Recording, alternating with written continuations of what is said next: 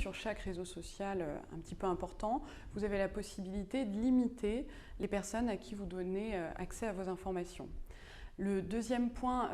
important, ça va être que ces personnes à qui vous donnez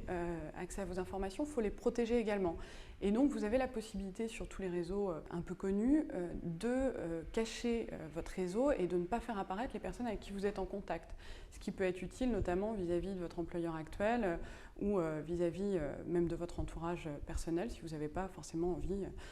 de dire avec qui vous êtes en contact. Et puis, la dernière information qui est vraiment très importante, c'est qu'on a le droit d'oublier son passé et qu'on doit pouvoir admettre des informations qu'on diffuse. Le jour où on décide de supprimer son profil ou qu'on décide de supprimer des informations, celles-ci doivent l'être définitivement et on doit avoir complètement la main dessus. Donc il faut bien vérifier que ces réseaux où vous allez vous inscrire vous donnent la possibilité de détruire votre profil, de détruire les informations et qu'il n'en reste aucune trace sur Internet.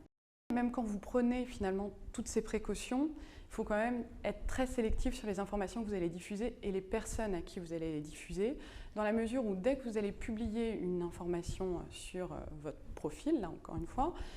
les personnes qui y ont accès peuvent les reproduire et les diffuser. Et il y a un moment où si ça sort dans le web, vous n'êtes plus du tout maître de ces informations. Donc une information ou une photo un petit peu anodine peut vite basculer dans le domaine public. Et là, il faut être conscient qu'il n'y a absolument aucune possibilité de les rattraper et qu'elles peuvent y rester indéfiniment.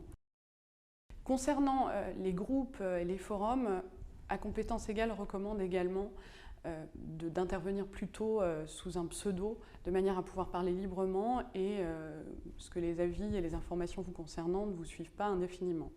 Dernier point, il faut faire attention également aux groupes sur lesquels vous vous inscrivez, parce que là encore, ils disent beaucoup de vous, dans la mesure où ça peut être humoristique, mais ça peut être également politique, ça peut être un engagement syndical, ça peut être religieux, et malgré vous, vous pouvez rapidement vous retrouver étiqueté, dans la mesure où même à un moment donné, vous avez souhaité vous inscrire sur ces groupes. Il y a un point qui reste important pour les internautes et auquel ils doivent être vigilants, c'est que même les réseaux sociaux professionnels qui sollicitent beaucoup moins d'informations personnelles peuvent aller un petit peu loin par rapport à ce qui vous est demandé en termes de compétences et solliciter des informations personnelles telles que la situation de famille, la photo, la nationalité ou la situation familiale. Et il faut savoir que ces informations, vous n'avez pas à les donner, pas plus que votre âge, puisqu'elles n'ont pas de lien avec vos compétences. Et on vous recommande juste de ne pas remplir ces informations qui n'ont pas à être portées à la connaissance des recruteurs. En conclusion, je dirais que finalement, les réseaux sociaux, les blogs et l'information qui est diffusée sur Internet, c'est un formidable média, mais qu'il faut quand même, pour pouvoir en profiter au maximum, prendre quelques précautions et être vigilant.